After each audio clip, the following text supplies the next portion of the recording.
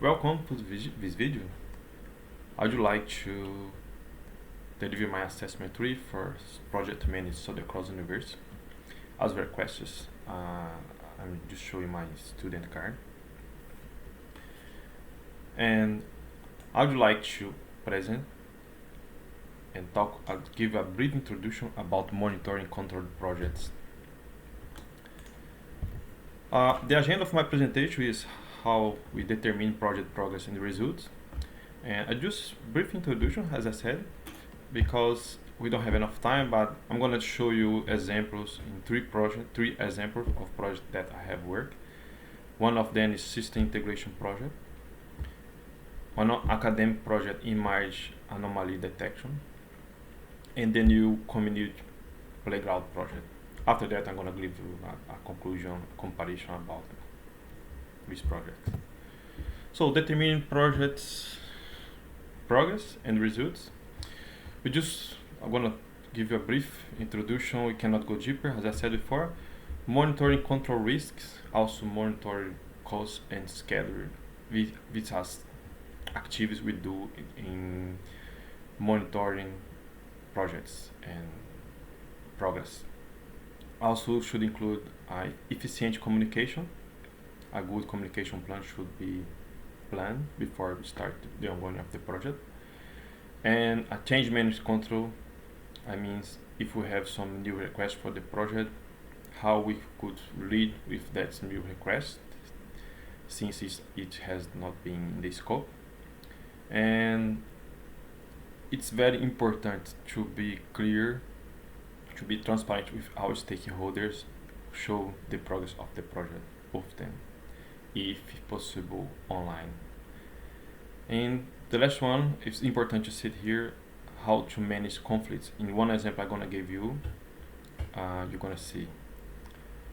You can go deeper with these concepts in the book Contemporary Project Managers from Koppenborg, as he said on the chapter 14.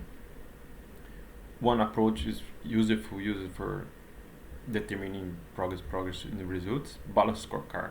Balanced scorecard approach is one technique. We split the activities of internal project, customer, and financial. Internal projects sum up what I have said before. Customer linked for change managers, guarantee of quality and control scope. Also maybe conflict of interest.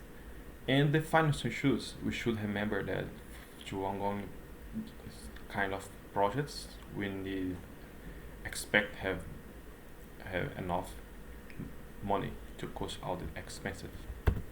So the first project has a work in 2017. I was work as a developer in a company in Brazil.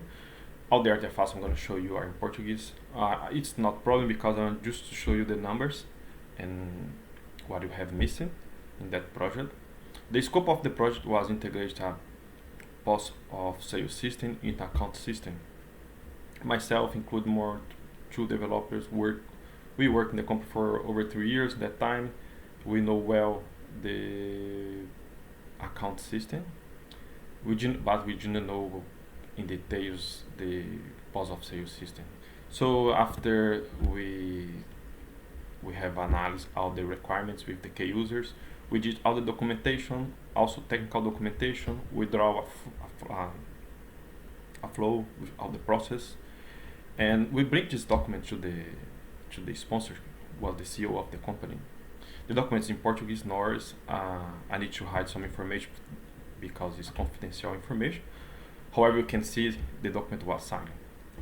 And then we are very optimistic. We built the plan, we did the scheduler with 65 days, and start working the project. So something we didn't expect. Also, we didn't have knowledge enough in that time.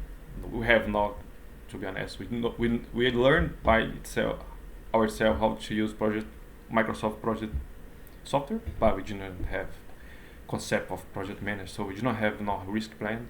We didn't have no change plan. We didn't have communication plan. Even though we communication by phone and by emails, was not our communication.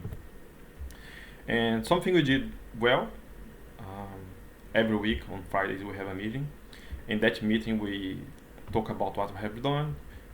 We decide new what who will be account for the next activities. And the first week was going everything's is going very well. But after the week two, we meet again on next Friday, and it's burn. I mean, it's create a new version two. I can give you as an example a new version two of the project that increasing 50%. For 65 days, we jump for 95 days the project. You can see on the image line 10 or on line 13, 14. Some active has already done when we got this change. And then when we went for a new mission on week 3, it's changed again.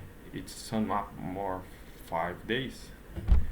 So the project was 111 work days to deliver. Then on week after we say now we should not go for a meeting, myself and the other developer we want to say we decide now let's finish the project because if we go to the meeting we're gonna change the scope again. But after some arguments we have a new meeting on week 5, and in week 5 I'm talking about half time of the first version of the project over 1 month.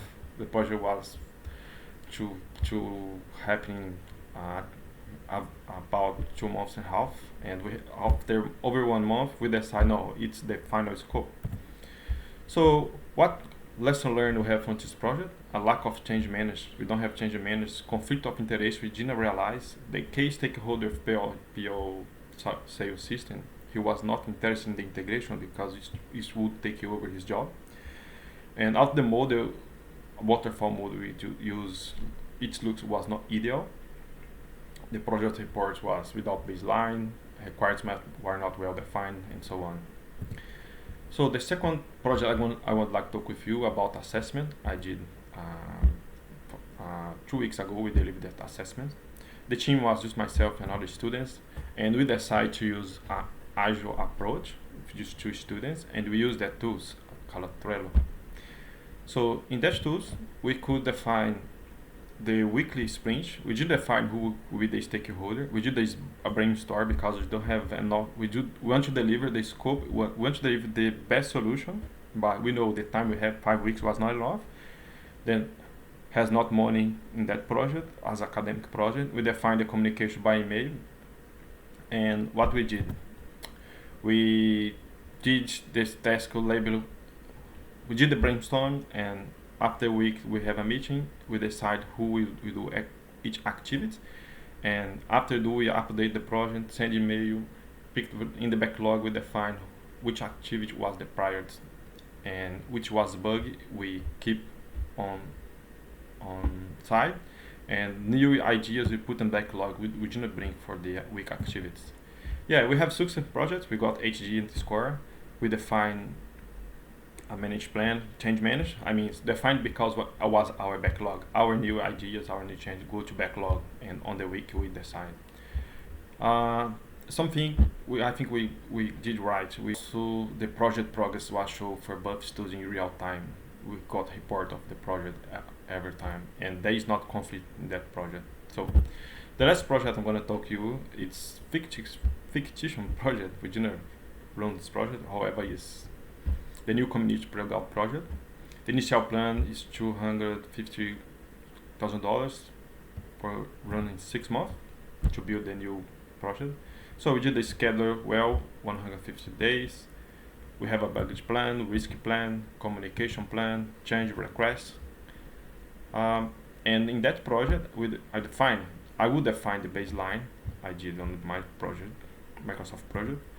And after I update some activities, I could show how to show the stakeholders. I could learn how to show the stakeholders the baseline, and if I have, for example, activity to be working 80 hours, the stakeholders take 120 hours. The project manager could manage the cost and could balance the cost of the project. Instead, we have a cost variance, how you can see on the graph.